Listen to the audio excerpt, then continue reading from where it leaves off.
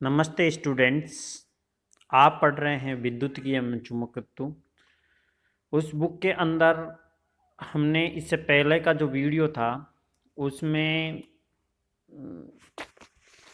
विद्युत क्षेत्र के बारे में पढ़ा था और परमाणुविक ध्रुवणता क्या होती है, प्रेरित ध्रुवण क्या होता है, ध्रुवण और अध्रुवीय ध्रुवीय और अध्रुवीय कैसे परमाणु होते हैं, ये सब टर्म इससे पहले की वीडियो में हमने देखी वो सुनी।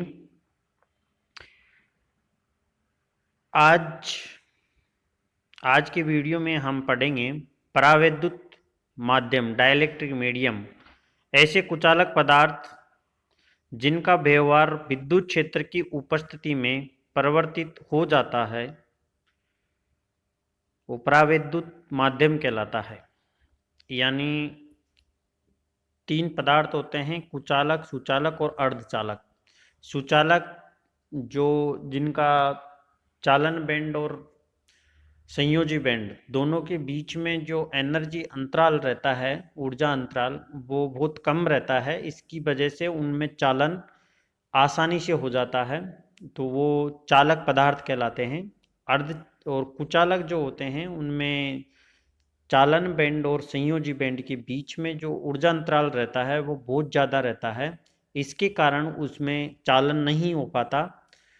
और जो अर्धचालक रहता है उसमें संयोजी बैंड और चालन बैंड के बीच की जो ऊर्जा अंतराल रहता है वो चालक और कुचालक के बीच का रहता है। इस वजह से उसमें ऐसे तो चालन होता नहीं है, बट कुछ हीट करने पर इलेक्ट्रॉन चालन बैंड से वो संयोजी बैंड से चालन बैंड में मूव कर जाते हैं, इसके कारण वो चालक हो जाता है। लेकिन कुचालक पदार्थ को अगर विद्युत क्षेत्र में रखते हैं, विद्युत क्षेत्र की उपस्थिति में परिवर्तित हो जाता है, यानी वो चालन की तरह व्यवहार करने लग जाता है, उसका व्यवहार चेंज हो जाता है, तो ऐसा मेटेरियल, ऐसा पदार्थ डाइलेक्ट्रिक मेटेरियल कहलाता है, परावैद्युत पदार्थ कहलाता है। अब इसमें क्या होता है जिसकी वजह से ऐसा होता है? विद्युत क्षेत्र की उपस्थिति में परावैद्युत के परमाणु में उपस्थित धनावेशों के केंद्र तथा ऋणावेशों के केंद्र पर परिमाण में समान तथा विपरीत दिशा में बल कार्य करता है, जिसके परिणाम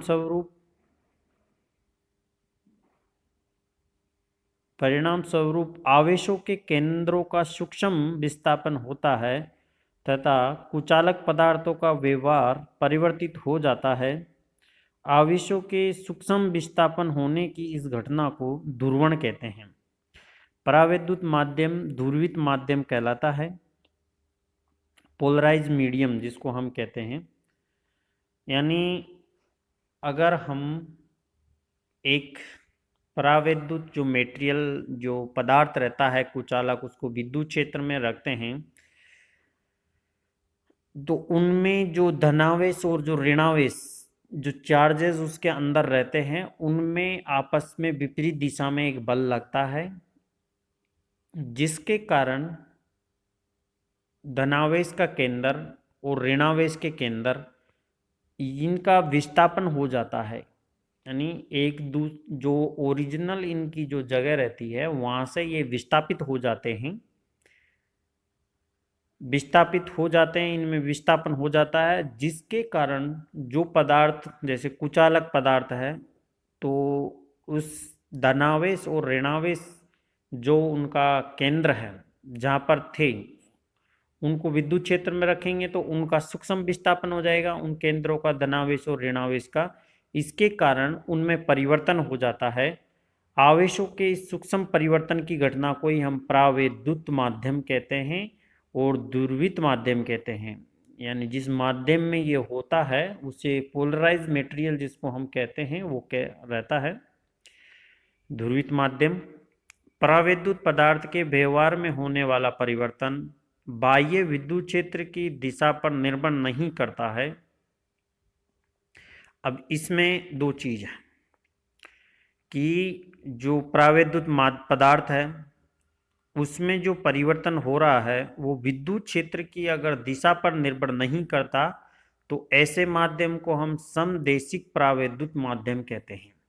यानी विद्युत क्षेत्र में उसको रखेंगे, लेकिन उसमें चेंज होएगा, बट वो विद्युत क्षेत्र की दिशा पर निर्भर नहीं करता। तो इस माध्यम को हम समदेशिक परावैद्युत माध्यम कहते हैं। यदि परावैद्युत माध्यम के व्यवहार में परिवर्तन विद्युत क्षेत्र की दिशा पर निर्भर करता है तो उसे हम विषमदेशिक परावैद्युत माध्यम कहते हैं। यानी अगर मटेरियल को हम विद्युत क्षेत्र के अंदर रखेंगे, उसमें जो धनावेश और ऋणावेश के जो केंद्र है उनका डिस्प्लेसमेंट होगा, वो विद्युत क्षेत्र पर निर्भर करता है, उसकी दिशा पर निर्भर करता है, तो वो विषमदेशिक परावैद्युत माध्यम कहलाता है, ऐसा माध्यम। अब इसमें एक फॉर्मूला दे रखा है, माध्यम का सापेक्षिक परावैद्युतांक एप्सिलॉन आर बराबर माध्यम की गति विद्युतशीलता अपॉन निर्वात की विद्युतशीलता। यानी जो हम फॉर्मूला पढ़ते हैं एप्सिलॉन बराबर एप्सिलॉन 0 एप्सिलॉन आर, तो उसमें जो एप्सिलॉन रहता है वो जो मीडियम रहता है उसकी विद्युतशीलता रहती है, और एप्सिलॉन 0 निर्वात की विद्युतशीलता रहती है।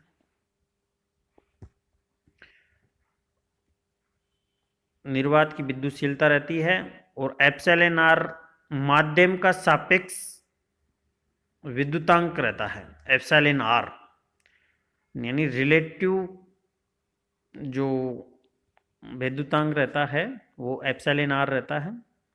तो इस फॉर्मूले में एप्सिलॉन आर बराबर एप्सिलॉन अपॉन एप्सिलॉन 0 ये आ जाता है।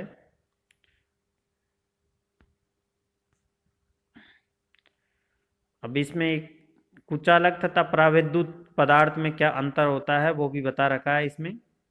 कुचालक पदार्थों का उपयोग विद्युत आवेश के प्रवाह को रोकने हेतु किया जाता है, जबकि परावैद्युत पदार्थ का उपयोग आवेश संग्रहण की क्षमता को बढ़ाने हेतु किया जाता है।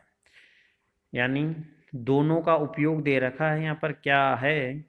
तो कुचालक जो मटेरियल हम उपयोग में लेते हैं वो यानी विद्युत आवेश यानी लाइट को डिस्कनेक्ट करने के लिए हम इसका उपयोग करते हैं ताकि इसमें करंट का फ्लो नहीं हो। विद्युत आवेश के प्रवाह को रोकने के लिए इसका उपयोग करते हैं, जबकि जो परावैद्युत जो मटेरियल रहता है उसका उपयोग आवेश संग्रहण की क्षमता बढ़ाने के लिए होता है, यानी उसकी कैपेसिटी को हम बढ़ाने के लिए उपयोग में लेते हैं।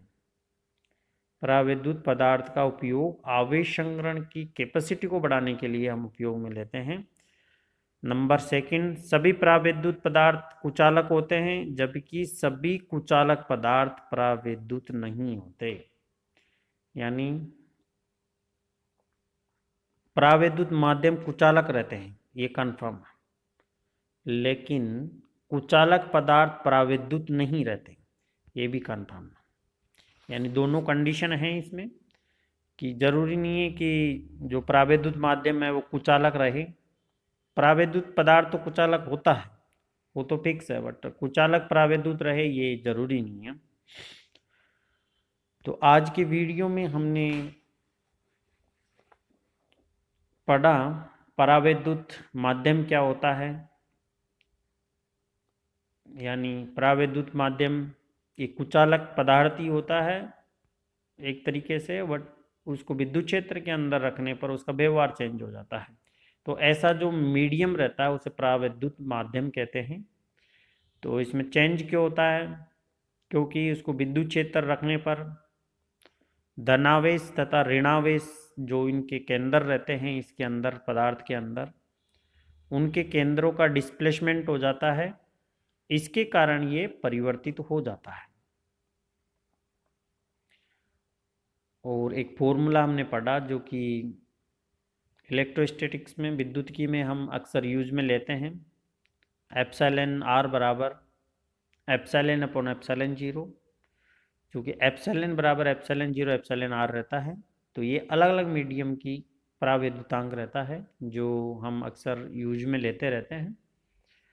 और दूसरी स्लाइड में हमने पढ़ा कि जो कुचालक और परावैद्युत माध्यम में उनके बीच में क्या अंतर रहता है। तो इस वीडियो में आपको ये अंतर भी पढ़ना है और इस मीडियम के बारे में भी पढ़ना है, अच्छे से समझना है। इस वीडियो को आप देखो, समझो और लाइक और सब्सक्राइब करो। धन्यवाद।